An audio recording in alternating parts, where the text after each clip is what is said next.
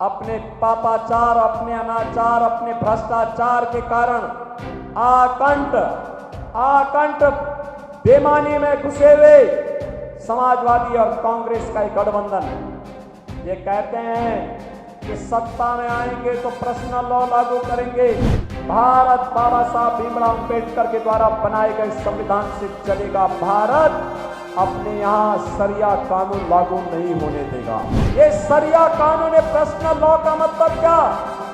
इसका मतलब है महिला बेटी स्कूल नहीं जा सकती, महिलाएं मार्केट नहीं जा सकती, घर के अंदर बुर्का पहन करके दुपट के रहना पड़ेगा उन्हें।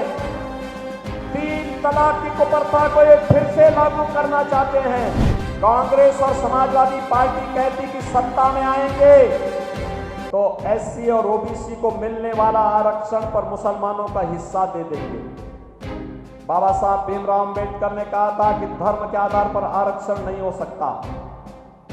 हम लोग मुसलमान को आरक्षण का लाभ कतई नहीं देने देंगे। एक तरफ राम मंदिर का श्रेय आपके साथ और दूसरी तरफ है अपने पापाचार, अपने अनाचार, अपने भ्रष्टाचार के कारण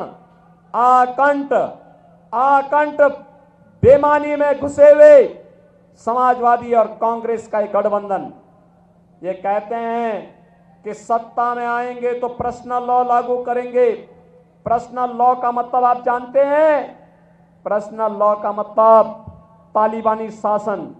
बहनों और भाइयों, हम घोषणा करते हैं भारत बाबा साहब भीमराव अंबेडकर के द्वारा बनाए गए संविधान से चलेगा। भारत अपने यहां सरिया कानून लागू नहीं होने देगा।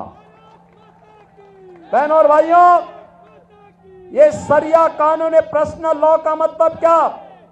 इसका मतलब है महिला बेटी स्कूल नहीं जा सकती, महिलाएं मार्केट नहीं जा सकती, घर के अंदर बुर्का पहन करके दुपट के रहना पड़ेगा उन्हें।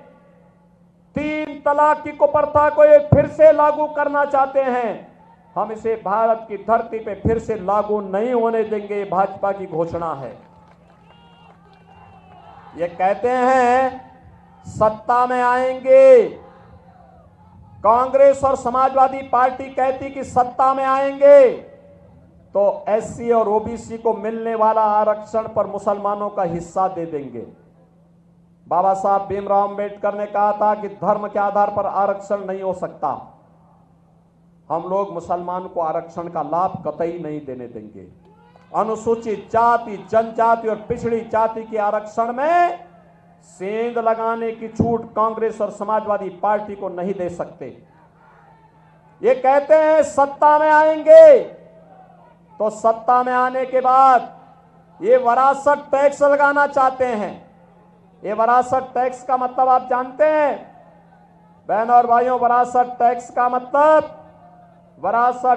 का मतलब है आपके बाप दादों ने, आपके पूर्वजों ने कोई प्रॉपर्टी बनाई, वह प्रॉपर्टी आज आपको मिली तो कांग्रेस और समाजवादी पार्टी की अगर सरकार आई तो ये कह रहे हैं कि हम सर्वे करा करके वरासत टैक्स लगा करके आधी प्रॉपर्टी ले लेंगे।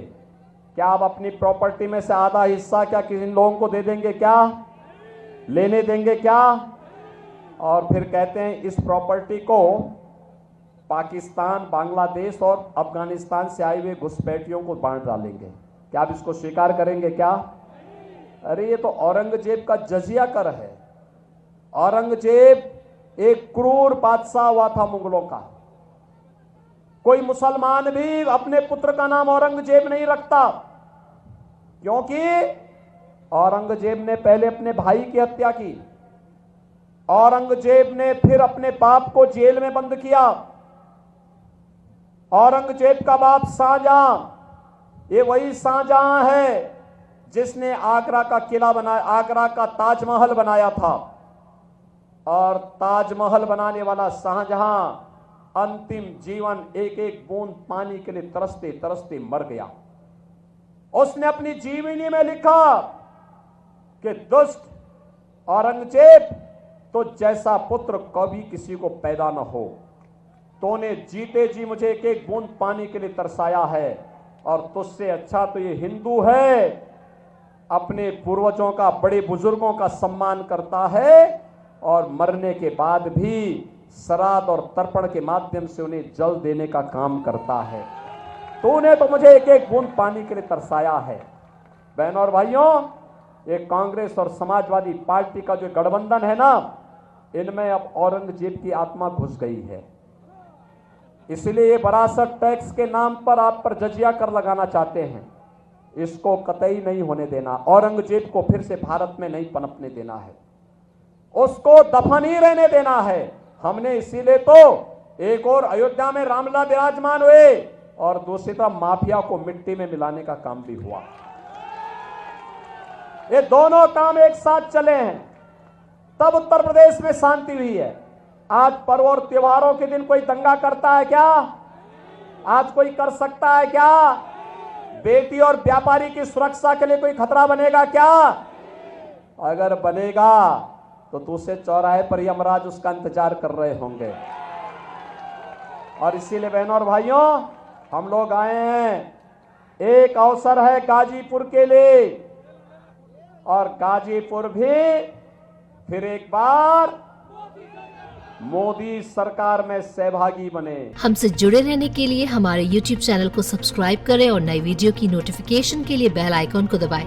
अगर आप ये वीडियो Facebook पर देख रहे हैं तो लाइक जरूर करें और ज्यादा से ज्यादा शेयर करें। धन्यवाद।